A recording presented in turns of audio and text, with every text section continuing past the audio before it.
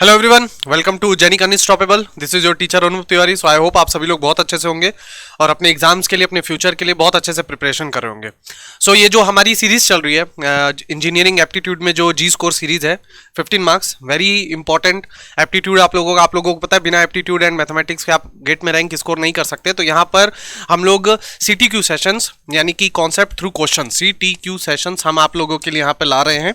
Okay, और यहां पर ऐसा है कि आज का जो टॉपिक है, ठीक है, न्यूमेरिकल कंप्यूटेशन का एक पार्ट है। न्यूमेरिकल कंप्यूटेशन में आप लोगों का geometry, mensuration, polynomials, concept of polynomials में अगर आप थोड़ा बहुत अगर देखें तो कैलकुलस के भी कुछ कुछ बेसिक्स क्वेश्चन जो हैं आप लोगों के एप्टीट्यूड में पूछ लिए जाते हैं। ठीक है, तो आज जो हम लोग यहाँ पर टॉपिक स्टार्ट कर रहे हैं वो है ज्योमेट्री एंड मेंसुरेशन का। ऑल्दो मैं ये सोच रहा था कि पहले मैं आप लोगों को ज्योमेट्री के अलग से क्वेश्चन कराऊं, फिर मैं मेंसुरेशन के अलग से क्वेश्चन कराऊं, बट मैंने सोचा कि यहाँ पर ईयर वाइज जैसे क्वेश्चन आपके पूछे गए हैं उसको एक एक करके सॉल्व करेंगे। ज्योमेट्री एंड मेंसुरेशन की एक बहुत अच्छी बात यह है कि इससे डेफिनेटली क्वेश्चन आएगा आप लोगों का। ठीक है, इस साल गेट 2022 में IIT खड़गपुर ने बहुत फोकस किया लैंग्वेज से बहुत कंफ्यूज करने का बच्चों को, बट उससे पहले तक जो भी 2010 से लेकर 2021 तक अगर हम लोग एक सिस्टमैटिक पैटर्न को फॉलो करें तो वहां पर न्यूमेरिकल कंप्यूटेशन का बहुत हाई इंपॉर्टेंस हो जाता है। ठीक है, तो आप लोगों को प्रॉपर नॉलेज होनी चाहिए ज्योमेट्री, मेंसुरेशन की, पॉलिनोमियल्स की। पॉलिनोमियल में भी क्या क्या आप लोगों को पढ़ना है, क्या क्या आप लोगों को देखना है, मैं उसको भी एक बार ब्रीफली आप लोगों को बता दूंगा। ठीक है, सो आज हम लोग यहां पर क्वेश्चंस करेंगे और मैं कोशिश करूंगा आप लोगों को, क्योंकि ये बहुत ही बड़ा टॉपिक है, इससे बहुत सारे क्वेश्चंस पूछे गए हैं, तो इससे मैं 3 से 4 सेशंस लूंगा आप लोगों के, और 3 से 4 सेशन में हर सेशन में मैं कोशिश करूंगा कम से कम 5 क्वेश्चंस तो आप लोगों को मैं यहां पर जरूर बताऊं। तो थोड़ा टाइम टेकिंग लेक्चर हो सकता है, बट स्टिल आपको सीखने को बहुत कुछ मिलेगा।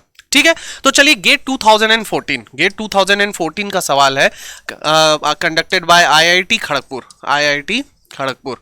ठीक है, IIT खड़गपुर कंडक्ट किया था इस साल। जो गेट 2022 का भी जो कंडक्टिंग IIT थी वो IIT खड़गपुर ही थी।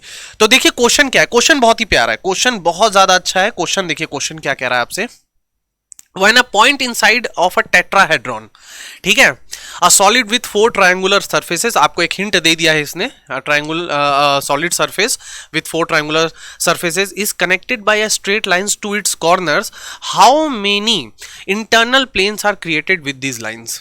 अब देखिए बहुत ही डायरेक्ट क्वेश्चन है ये। आपके पास एक टेट्राहेड्रॉन है, एक टेट्राहेड्रॉन में किसी भी उसके 3 डायमेंशनल स्पेस के अंदर एक पॉइंट आपको, एक पर्टिकुलर पॉइंट आपको दे देता है, और वो ये बोल रहा है कि अगर मैं उन पर्टिकुलर पॉइंट से, ठीक है, यहां पर आपको क्या बोल रहा है, अगर मैं उस पर्टिकुलर पॉइंट से उस जो टेट्राहेड्रॉन के कॉर्नर्स को अगर मैं कनेक्ट करूंगा तो टोटल मुझे कितने प्लेन्स ऑब्टेन होंगे।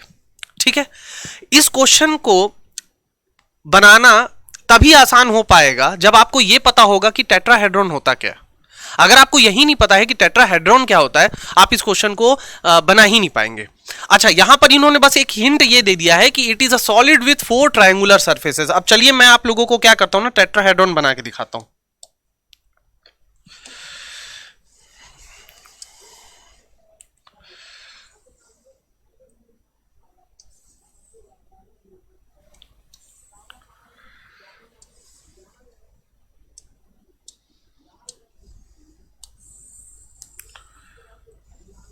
ये देखिए, ये आप लोगों का एक टेट्राहेड्रॉन है। बहुत ध्यान से समझिएंगे इसको, बहुत ध्यान से समझेंगे। A B C D, ठीक है, ये जो ABCD आपको जो 3 डायमेंशन फिगर दिख रहा है ना, ये टेट्राहेड्रॉन है। अब देखिए मैंने इसको बोर्ड पे बनाया है। अगर आप लोग मोबाइल से देख रहे होंगे या लैपटॉप से इस वीडियो को अगर आप लोग देख रहे हैं, बहुत ध्यान से समझिए। ये आप लोगों का जो है ना ACD, ये आप लोगों का एक सरफेस है। ACB ये आप लोगों का दूसरा सरफेस है। BCD ये आप लोगों का तीसरा सरफेस है। और ये सरफेसेस कैसे हैं? ट्रायंगुलर सरफेस है। मतलब अगर मैं इसको यहां से देख रहा हूं तो ये आपको एक ट्रायंगल दिख रहा है कि नहीं दिख रहा है, ये आपको एक ट्रायंगल दिख रहा है कि नहीं दिख रहा है, ये आपको एक ट्रायंगल दिख रहा है कि नहीं। और अगर मैं बोलूं ABD भी कैसा है? एक ट्रायंगुलर सरफेस है। और यहां पर दिया भी है a solid with 4 triangular surfaces. तो ये एक ऐसा 3 डायमेंशनल फिगर है जिसके 4 ट्रायंगुलर सरफेसेस हैं। और टोटल कितने वर्टेक्स है सर इसके? टोटल इसके 1 2 3 4 वर्टेक्स हैं। ये जो डायग्राम मैंने बनाया है एकदम बेसिक और एकदम सिंपल, ये आपका एक टेट्राहेड्रॉन है। ये आपका बेसिक है, आपको ये पता होना चाहिए कि दिस इज अ टेट्राहेड्रॉन। ठीक है, अब इसमें हो क्या रहा है, IIT ने सवाल क्या पूछा है? IIT ने सवाल ये पूछा है,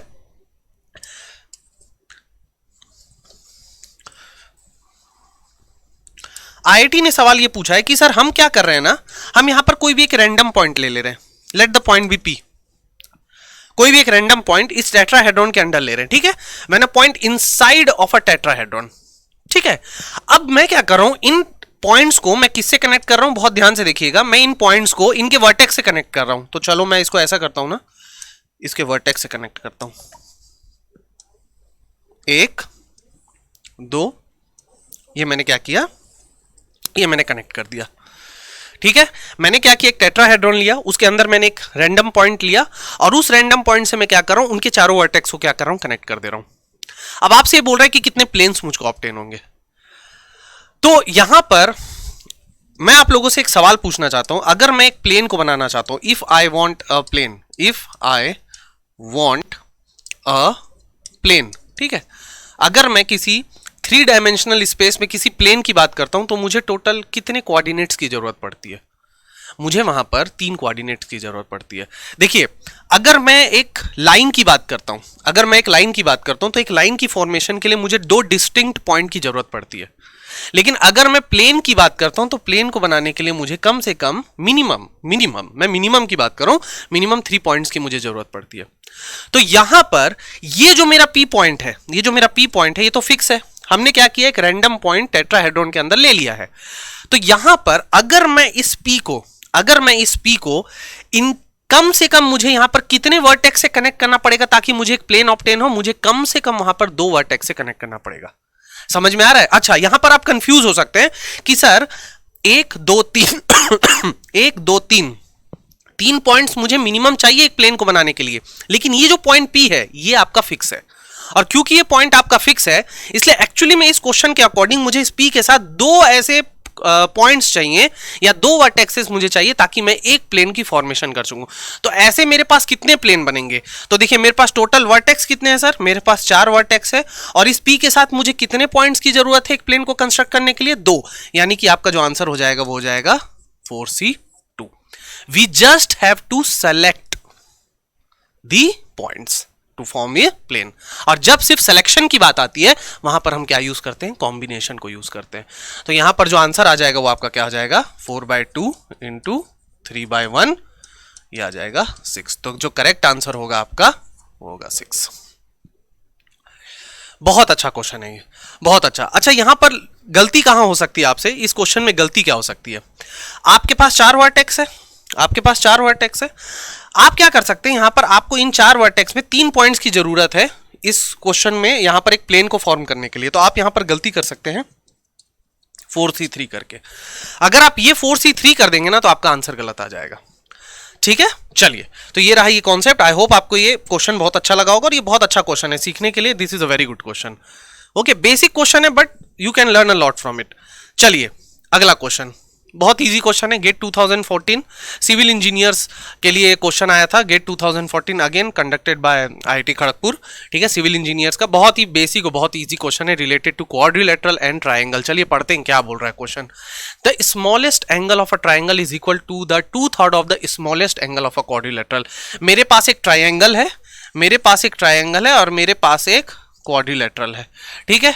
ये भी ट्राइंगल जैसा ही दिख रहा है, इसको मैं क्वाड्रिलेटरल बना देता हूं। एक ट्राइंगल है और एक मेरे पास, चलिए बेसिक सा एक क्वाड्रिलेटरल है। मुझसे ये कह रहा है कि मेरा जो ट्राइंगल का सबसे स्मॉलेस्ट एंगल है वो मेरे क्वाड्रिलेटरल के वो कितना है, 2/3 of the smallest angle of the quadrilateral. जो क्वाड्रिलेटरल का जो सबसे छोटा एंगल है उसका 2/3 के बराबर है, ठीक है, बेसिक। चलो बहुत बढ़िया। The ratio between the angles of quadrilateral is 3:4:5:6। अब जो एंगल्स हैं, जो क्वाड्रिलेटरल के एंगल्स हैं, उनका रेशियो हमको दे दिया गया। अब आप बोलेंगे सर ये तो रेशियो एंड प्रोपोर्शन का क्वेश्चन हो गया, आपके नजरिए के ऊपर डिपेंड करता है, ठीक है, आप इसको कैसे बना सकते हैं। ओके, तो यहां पर आपको ये बोल रहा है 3:4:5:6। ये आपको क्या बोल रहा है कि सर ये आपके क्वाड्रिलेटरल के एंगल्स का क्या रेशियो है। तो मैं यहां पर लिख सकता हूं सर कि let the angles be 3x 4x 5x and 6x। लिख सकते हैं कि नहीं लिख सकते हैं? यस सर, लिख सकते हैं। और हमें पता है सर कि कोई भी जो क्वाड्रिलेटरल होता है उसका जो इंटीरियर एंगल्स का जो सम होता है वो कितना होता है सर, वो 360 डिग्री होता है। तो चलो इसको मैं ऐड कर देता हूं, ये कितना हो जाएगा sir, 3x plus 4x plus 5x plus 6x। ये कितना हो गया सर, ये हो गया 360 डिग्री। ठीक है, ये कितना हो गया 7 7 5 12, ये हो गया 18x is equal to 360 degree. तो यहां पर x की वैल्यू कितनी आ गई सर, ये आ गई 20 डिग्री। अगर x की वैल्यू मुझे पता चल गई तो मैं सारे एंगल्स जो है क्वाड्रिलेटरल के बना लूंगा। तो क्वाड्रिलेटरल्स के सारे एंगल्स कितने हो गए, चलो भाई एक क्वाड्रिलेटरल में बना लेता हूं। ठीक है, इसको स्क्वायर मत समझने ना, this is just a quadrilateral. तो एक आपका हो जाएगा 60 डिग्री क्योंकि 3 है, 3 रेशियो, 4 रेशियो का मतलब 4x यानी कि 80 डिग्री। एक ये वाला एंगल कितना हो जाएगा 100 डिग्री, और ये वाला एंगल कितना हो जाएगा सर 120 डिग्री। अब मेरे को इसमें क्या बोला गया है, मेरे को बोला गया है सर कि जो ट्राइंगल का जो स्मॉलेस्ट एंगल है, ट्राइंगल का जो स्मॉलेस्ट एंगल है वो इस क्वाड्रिलेटरल के स्मॉलेस्ट एंगल का 2/3 है। तो अगर मैं triangle smallest angle of triangle, smallest angle of triangle, ठीक है, स्मॉलेस्ट एंगल ऑफ ट्राइंगल कितना हो जाएगा, ये हो जाएगा सर 2/3 इंटू सबसे स्मॉलेस्ट एंगल कितना है सर 60 डिग्री है। तो ये आंसर कितना आएगा सर, ये हो गया 40 डिग्री। मतलब मेरे पास एक ट्राइंगल है, मेरे पास एक ट्राइंगल है जिसका सबसे स्मॉलेस्ट एंगल यानी कि एकमात्र एंगल तो मेरा 40 डिग्री आ गया। ठीक है, आगे पढ़ते हैं। आगे ये बोल रहा है the largest angle of the triangle is twice its smallest angle. जो ट्रायंगल का लार्जेस्ट एंगल है वो इसके स्मॉलेस्ट एंगल से कितना है सर, दुगना है। तो मैं मान लेता हूं ये वाला लार्जेस्ट एंगल है, तो ये कितना हो जाएगा सर 42 जा 80 डिग्री हो जाएगा। अगर यहां पर दो एंगल मुझे पता है तो तीसरा एंगल भी मुझे पता चल जाएगा। सर कैसे पता चल जाएगा, क्योंकि sum of interior angles of a triangle is 180 degree. तो यहां पर ये जो एंगल हो जाएगा कितना हो जाएगा, ये हो जाएगा 80 + 40 120 हो जाएगा 60 डिग्री। ठीक है, आप लोग इसको इक्वेशन के फॉर्म में भी लिख के बना सकते हैं, मैं जस्ट आपको कॉन्सेप्चुअली बता रहा हूं, समझा रहा हूं इसलिए। ठीक है, ओके। सो यहां पर आपके पास ट्रायंगल्स के तीनों एंगल्स ऑब्टेन हो गए, क्वाड्रिलेटरल्स के चारों एंगल्स मुझे यहां पर ऑब्टेन हो गए। फाइनल क्वेश्चन आपसे क्या पूछा जा रहा है, what is the sum of the second largest angle of triangle. Second largest angle of triangle और किसका आपसे सम पूछ रहा है, largest angle of quadrilateral. Largest angle of quadrilateral कितना है सर 120 डिग्री। ये आपसे सवाल पूछा गया, आंसर कितना है आपका 180 डिग्री। 180 डिग्री आपका क्या हो जाएगा, आंसर हो जाएगा। देखिए मैंने यहां पर कोई एक्स्ट्रा एफर्ट नहीं लगाया, कोई एक्स्ट्रा कॉन्सेप्ट नहीं लगाया, कोई ट्रिक नहीं लगाया। जैसे जैसे क्वेश्चन मुझसे कहता गया वैसे वैसे क्वेश्चंस को मैं सॉल्व करता गया, एकदम बेसिक। जैसे जैसे क्वेश्चन ने बोला, भाई क्वेश्चन ने बोला इतने रेशियो में बांटा गया, मैंने रेशियो को इन टर्म्स ऑफ एक्स लिया, इन टर्म्स ऑफ थीटा भी आप ले सकते हैं। उनका सम किया, सम कितना होना चाहिए सर 360 डिग्री होना चाहिए। तो एक्स की वैल्यू निकल गई, एक्स की वैल्यू निकल गई तो चार एंगल्स की वैल्यू निकल गई। उसके बाद इन्होंने बोला था कि सर जो स्मॉलेस्ट एंगल है इसका, वो इसके स्मॉलेस्ट एंगल से कितना है सर 2/3 यानी कि 66% है। तो 2/3 को मैंने मल्टीप्लाई किया, मुझे सर 40 डिग्री मिल गया। और सर इसका जो लार्जेस्ट एंगल था इसके स्मॉलेस्ट एंगल से दुगना था, तो वो 80 डिग्री वहां से मिल गया। Sum of interior angles of a triangle is 180 degree. हम एकदम बेसिक है, हम बचपन से पढ़ते आ रहे हैं, वहां पर मैंने उस चीज को अप्लाई किया। यहां पर कोई भी ऐसी चीज नहीं है जो आपसे नहीं बन सकती है, बहुत डेफिनेटली आपसे बन सकती है। ठीक है, ओके। सो आई होप आपको ये क्वेश्चन समझ में आया होगा, बहुत ईजी है, गेट 2014 सिविल इंजीनियर्स। ठीक है, चलो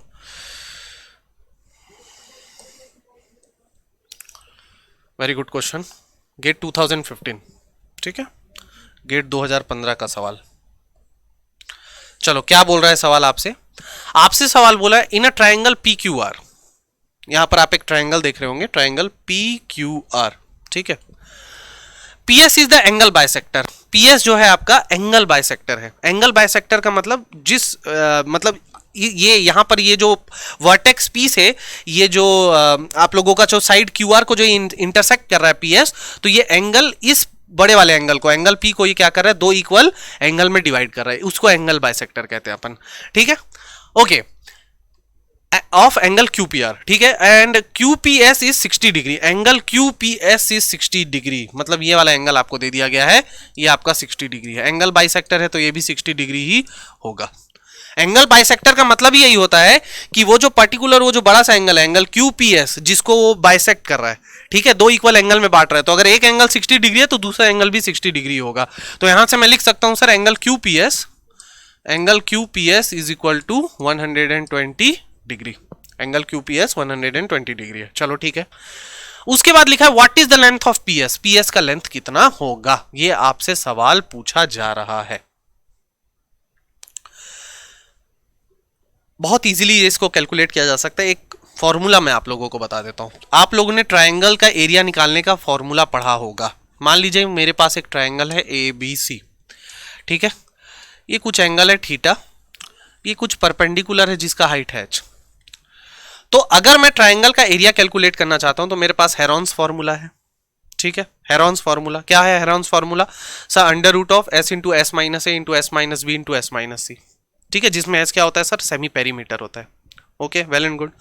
इसके अलावा आप क्या कह सकते हैं सर? बहुत बेसिक फॉर्मूला होता है एक ट्रायंगल का एरिया निकालने का, वो क्या होता है sir? Half base into height, half base into height.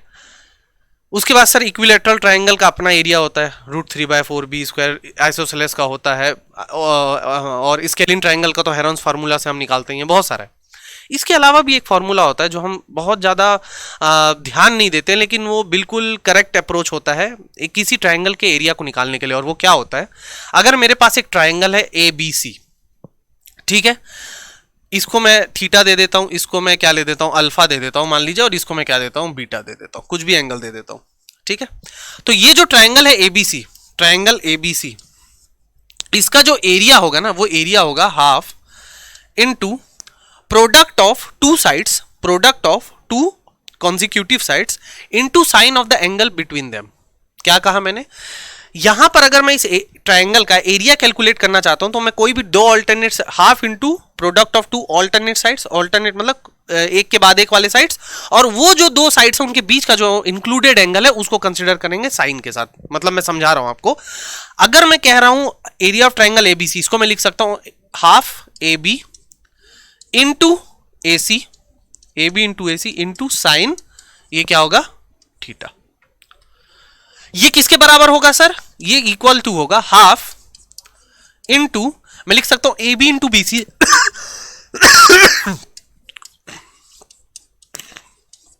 Into इन दोनों साइड्स के बीच का जो इंक्लूडेड एंगल है साइन ऑफ अल्फा। ये किसके बराबर होगा? Half into BC into AC, BC into AC into sine इन दोनों साइड्स के बीच का इंक्लूडेड एंड वाला एंगल बीटा। ये फॉर्मूला आपको ध्यान होना चाहिए, ठीक है। कॉस के बेसिस पे भी आप एरिया कैलकुलेट कर सकते हैं, लेकिन ये वाला एक एरिया, अगर आपको ये फॉर्मूला पता है तो आप इस क्वेश्चन को बहुत आसानी से क्या कर सकते हैं? कैलकुलेट कर सकते हैं। चलिए मैं बताता हूं। ये फॉर्मूला आप नोट कर लीजिए, 2 मिनट वीडियो पॉज करके ये फॉर्मूला आप नोट कर लीजिए। चलो, तो यहां पर क्या बोला जा रहा है? यहां पर देखो, triangle, area of triangle, sorry area of triangle, यहां पर देखो area of triangle P Q are, P Q are, इसको मैं क्या लिख सकता हूं सर? इसको मैं लिख सकता हूं area of triangle P Q S plus P S are. भाई ये जो बड़ा वाला ट्रायंगल है ये छोटे ट्रायंगल 1 और 2 का सम है या नहीं है? है ना? तो मैं लिख सकता हूं। तो area of triangle P Q R is equal to area of triangle P Q S plus area of triangle P S R, ठीक है। और वही जो साइन वाला फॉर्मूला है जो अभी मैंने आप लोगों को सिखाया उसको मैं यहां पर अप्लाई कर देता हूं। तो ये क्या होगा? ये देखो, हाफ इनटू ये पी क्यू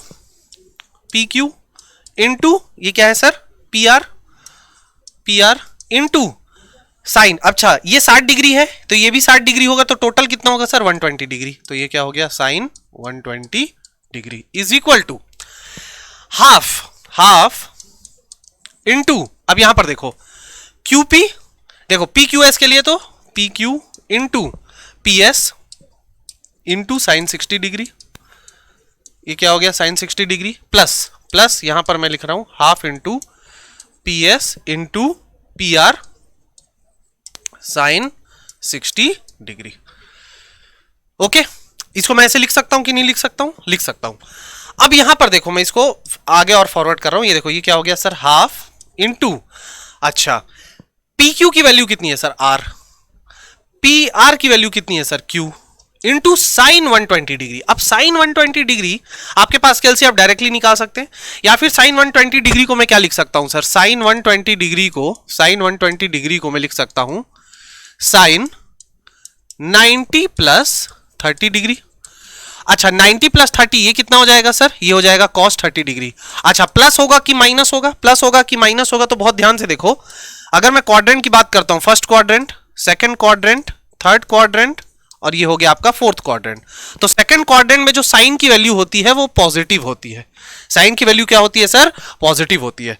ठीक है, तो अगर यहां पर साइन की वैल्यू पॉजिटिव होगी तो साइन 90 प्लस 30 क्या हो जाएगा? Plus cos 30 degree, plus cos 30 degree. तो इसकी वैल्यू क्या हो जाएगी? साइन 120 की √3/2। ठीक है, क्योंकि कॉस 30 की वैल्यू कितनी होती है सर? √3/2 होती है। इसको देखो, इसको मैं लिख रहा हूं is equal to half P Q की वैल्यू कितनी है sir? R into P S हमको निकालना है, इंटू √3/2। साइन 60 डिग्री कितना होता है sir? √3/2 plus half into P S, इसकी वैल्यू निकालनी है। पी आर की वैल्यू कितनी है सर? पी आर की वैल्यू है Q इंटू √3/2। अब सर यहां से क्या क्या कॉमन निकल सकता है? देखो यहां से आपका 1/2 √3/2 आपका कॉमन निकल जाएगा, 1/2 √3/2 कॉमन निकल जाएगा। तो 1/2 √3/2 इसको मैं क्या कर देता हूं? कैंसिल कर देता हूं।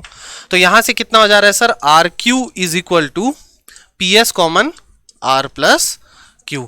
तो पी एस की वैल्यू कितनी आ गई सर?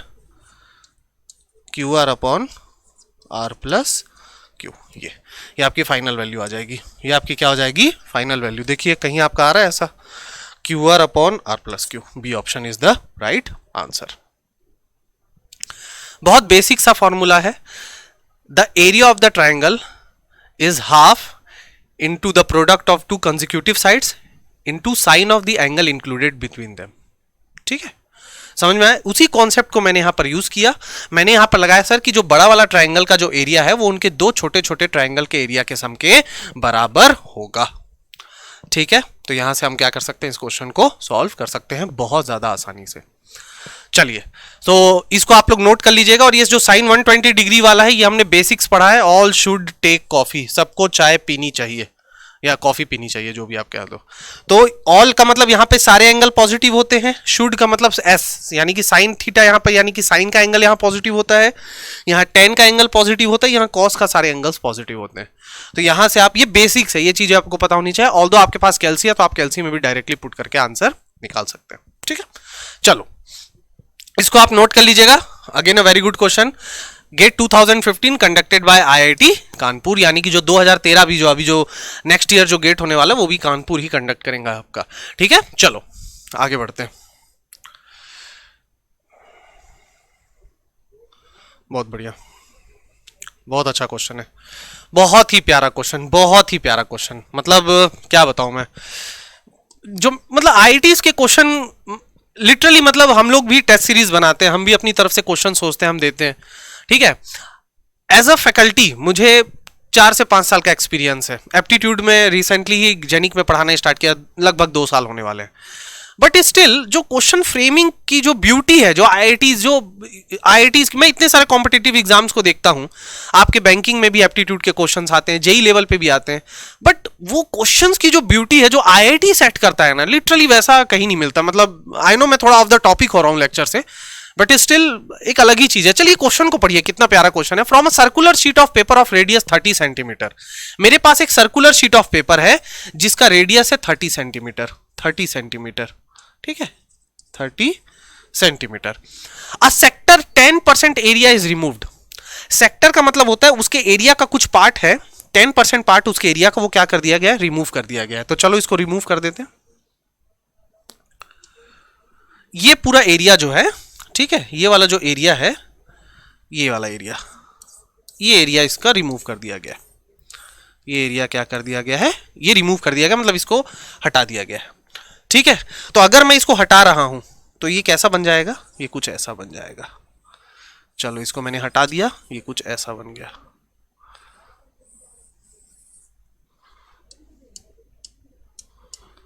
ये कुछ ऐसा बन गया। ठीक, ओके। अब क्या हो रहा है कि इस जो बचा हुआ पोर्शन है इसका मैं क्या कर रहा हूं? एक कोन फॉर्मेशन कर रहा हूं, इसका मैं कोन बना रहा हूं, मतलब कुछ इस टाइप से। क्या बोल रहा है देखिए, a sector of 10% area is removed if the remaining part is used to make a conical surface, then the ratio of radius and height of the cone is.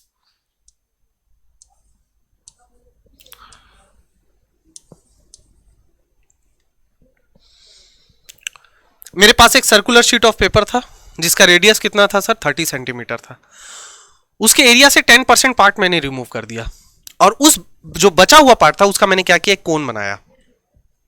कोन बनाने के बाद मुझसे यह कहा जा रहा है कि इस कोन का जो हाइट और रेडियस है इसका रेशियो क्या होगा। ठीक है, ओके। देखो ये एंगल जो होगा थीटा, ये थीटा एंगल कितना होगा कमेंट सेक्शन में बताइए। 2 मिनट वीडियो को पॉज करिएगा, कमेंट सेक्शन में लिखिएगा। अगर आपका आंसर सही होगा तो मैं उसको लाइक करूंगा। ठीक है, 2 मिनट के लिए सोचिए। मैं भाई इसका 10% रिमूव कर रहा हूं, इस पूरे सर्कुलर जो एरिया का 10% रिमूव कर रहा हूं, तो टोटल थीटा कितना होता है सर, 360 डिग्री होता है। तो 1/10 पार्ट कितना हो गया सर इसका, 36 डिग्री हो गया कि नहीं हो गया, 36 डिग्री हो गया। ठीक है, अब हो क्या रहा है ना, इस पूरे ये जो बचा हुआ पेपर है इसका मैं कोन बना रहा हूं। जब मैं इसका एक कोन बना रहा हूं ना, तो आप ध्यान देंगे, अगर आप पेपर है, पेपर को कट करेंगे ना जब, तो यहां पर आप लोग एक चीज देखेंगे कि इसकी मदद से जब मैं ये कोन फॉर्मेशन करूंगा ना, तो एक्चुअली ये जो मेरा रेडियस है, ये जो कैपिटल आर है मेरा, ये स्मॉल आर लिया है तो मैं इसको कैपिटल आर ले रहा हूं। ये जो कैपिटल आर है ना, ये मेरा एक्चुअली इस कोन का स्लैंट हाइट बन जाएगा, स्लैंट हाइट बन जाएगा। बहुत समझिए अब इसको नहीं, ये अब ये ऐसी चीज है ना, अब आप बोलेंगे सर आप कैसे बोल रहे हैं, ये इमेजिनेशन वाली चीज है। आप क्या करना, एक पेपर लेना, पेपर को काटना, ठीक है, कैंची से काट देना और उस पेपर को फिर कोन बनाना। आप ध्यान दोगे ना कि इसके रेडियस के ही स्लैंट हाइट का वो कोन बनेगा। तो ये एक्चुअली यहां पर क्वेश्चन में बस समझने की बात इतनी सी थी कि इसका स्लैंट हाइट कितना हो गया सर, इसका स्लैंट हाइट हो गया 30 सेंटीमीटर। ठीक है, अब यहां पर 2 चीज है सर, स्लैंट हाइट मुझे पता चल गया, लेकिन मुझे h/r का रेशियो निकालना है, मुझे h/r की वैल्यू निकालनी है। अब यहां पर आप स्मॉल रेडियस भी निकाल सकते। देखो ये जो पेरीमीटर होगा, बहुत ध्यान से देखना, ये वाला जो पेरीमीटर होगा, ये पेरीमीटर इसी पेरीमीटर के तो बराबर होगा, क्योंकि देखो ये जैसे आप इसको कोन बनाओगे ये पूरा ये सर्कुलर शेप ले लेगा। तो एक्चुअली में ये जो कोन का जो बेस का जो पेरीमीटर है वो इसके पेरीमीटर के बराबर है, एरिया बराबर नहीं है। ठीक है, एरिया बराबर नहीं है, मैं क्या बोल रहा हूं, पेरीमीटर इक्वल है। पेरीमीटर इक्वल से क्या होगा, आपके पास ये स्मॉल आर की वैल्यू निकल जाएगी। तो यहां पर देखो, यहां पर ये जो पूरा पेरीमीटर है, ये वाला एंगल कितना हो गया सर, ये हो गया 9 थीटा। ये आप इसको कैसे कह सकते हैं, ये आप इसको ऐसे कह सकते हैं 9 इंटू ये पूरा ये 1/10 पार्ट था, तो ये 9 थीटा बाय 360 डिग्री। ठीक है, 360 degree into 2 into pi into capital R is equal to इस बेस सर्कल का क्या है, पेरीमीटर है 2 पाई स्मॉल आर। ठीक है, तो यहां पर आपका जो ये वैल्यू हो जाएगा, ये वैल्यू आपका कितना हो जाएगा, 1 सेकंड मुझे इसको थोड़ा सा सोचने दीजिए, 1 सेकंड।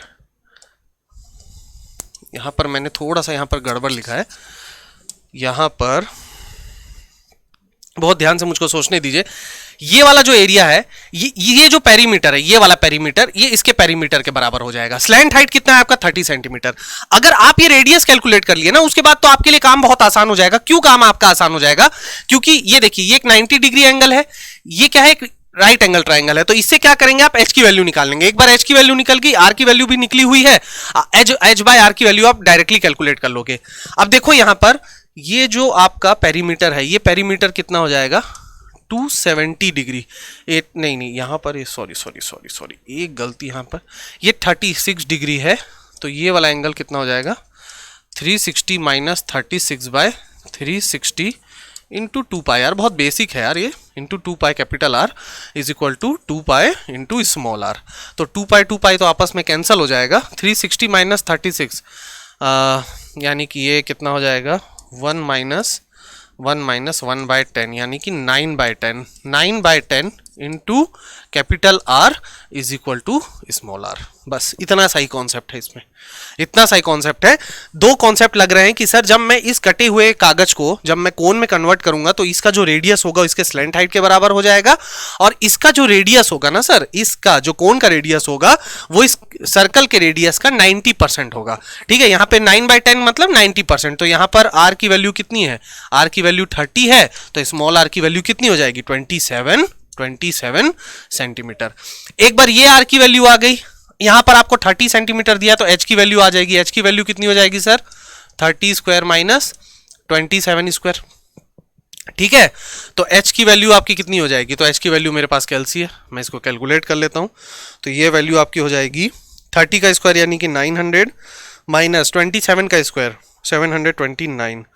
ठीक है, तो अंडर रूट 171 13.07 h की वैल्यू आ गई 13.07 सेंटीमीटर। तो यहां पर आपको क्या निकालना है सर, आपको निकालना है रेडियस और हाइट का रेशियो निकालना है। तो रेडियस कितना है सर, तो रेडियस है 27 डिवाइडेड बाय 13.07, तो ये आपका आंसर आ जाएगा। तो 27 डिवाइडेड बाय 13.07 ये कितना हो जाएगा 2.06 2.0, चलो 3 प्लेसेस ऑफ डेसिमल तक लिखना ज्यादा सही है, तो ये आपका आंसर हो जाएगा। ठीक है, इतना सही सवाल था। देखो यहां पर ना जो इस टाइप के जब क्वेश्चंस आपसे पूछे जाते हैं तो यहां पर आप लोगों को क्या ध्यान रखना है, थोड़ा सा यहां पर आपकी थिंकिंग बेस्ड क्वेश्चन आप लोगों को दिया जा रहा है। मतलब अगर आप इस चीज को इमेजिन ही नहीं कर पाए एग्जाम में कि सर इसका स्लैंट हाइट कितना होगा, आप ये क्वेश्चन नहीं बना पाओगे। आप अगर ये इमेजिन ही नहीं कर पाओगे सर कि ये वाला जो एरिया, ये वाला जो पेरीमीटर है सर वो एक्चुअली इसी पेरीमीटर के बराबर है, तो आप ये क्वेश्चन को सॉल्व नहीं कर पाओगे, क्वेश्चन आपके लिए कॉम्प्लिकेट होता चला जाएगा। लेकिन अगर आप इतनी सी चीज समझ गए तो इस क्वेश्चन में कुछ खास बचा नहीं उसके बाद। और मैं ब्लेम भी नहीं करता स्टूडेंट्स को अगर उनसे क्वेश्चन एक बार में नहीं बनता, क्योंकि उस 3 घंटे के एग्जाम में आप कितना ही सोच लोगे। ठीक है, इसलिए जब भी आप लोग एग्जाम देने जाया करो ना, जब भी, तो उससे एक दिन पहले ना खूब अच्छे से सोया करो, अच्छा खाना खाया करो, पॉजिटिव सोचा करो। उससे क्या होता है ना कि जब आप एग्जाम देने जाते हो ना तो ये चीजें ना क्लिक करती हैं। ये चीजें ऐसी हैं कि आपको नॉलेज है, अब यहां पर नॉलेज नहीं है, at that moment of time जब आप पेपर दे रहे हो वो चीज आपको क्लिक करती है या नहीं करती है। ठीक है, तो अगर आप प्रॉपर रेस्ट नहीं लियो, प्रॉपर ढंग से तैयारी, मतलब तैयारी तो आप लोगों की अच्छी होती है, मान लीजिए आप रात को जग गए हो, आप 12 बजे सोए हो, 3 बजे उठ के रिवीजन कर रहे हो, फिर सुबह 10 बजे पेपर देने जा रहे हो, तो ऐसे क्या होगा ना, अगर आपका दिमाग फ्रेश नहीं रहेगा, ठीक है, तो आपको ये सब चीजों में ना एट दैट मोमेंट जब आप एग्जाम दे रहे होंगे ना आपको दिक्कत होगी। ठीक है, तो आज के लिए इतना ही क्वेश्चन हम लोग करते हैं, इसके बाद हम लोग और भी क्वेश्चंस को कंटिन्यू करेंगे। मैं 3 से 4 लेक्चर लूंगा इस पे, क्योंकि बहुत सारे क्वेश्चंस हैं और बहुत सारे क्वेश्चंस के थ्रू मेरे को अच्छे अच्छे कॉन्सेप्ट आप लोगों को क्या करना है, सिखाना है। ठीक है, तो नेक्स्ट लेक्चर में आप लोगों से मुलाकात होगी। तब तक के लिए आप लोग वीडियो को लाइक करिए, शेयर करिए, उन लोगों को भी शेयर करिए जो गेट 2023 2024 के लिए तैयारी कर रहे हैं। और एप्टीट्यूड बहुत ज्यादा, सबसे ज्यादा इंपॉर्टेंट अगर कोई सब्जेक्ट है, भले आप उसको इतनी इंपॉर्टेंस ना दें, it doesn't matter, but aptitude is the most important. Math and aptitude मतलब हाईली इंपॉर्टेंट सब्जेक्ट में आते हैं। मैं एज अ मैकेनिकल इंजीनियर हूं, मैं as a mechanical engineer thermodynamics is important, as a mechanical engineer production is important, every subject is important. But मुझे एक चीज तो पता है सर कि 28 नंबर का एप्टीट्यूड और एप्टीट्यूड एंड मैथमेटिक्स तो आएगा ही आएगा। बाकी सब्जेक्ट का आएगा नॉट से, मैकेनिक्स का कभी 10 नंबर का क्वेश्चन आ गया, कभी थर्मो से 8 नंबर का आ गया, फ्लूइड का 10 नंबर पे आ गया, फ्लक्चुएट करता है, बट ये फ्लक्चुएट नहीं करेगा और यहां पर आपको मार्क्स लाना ही है। ठीक है, तो नेक्स्ट लेक्चर में आप लोगों से मुलाकात होगी, इसी सेशन को हम कंटिन्यू करेंगे नेक्स्ट क्वेश्चन के साथ। तब तक के लिए आप सभी लोग अपना ख्याल रखें। Thank you so much.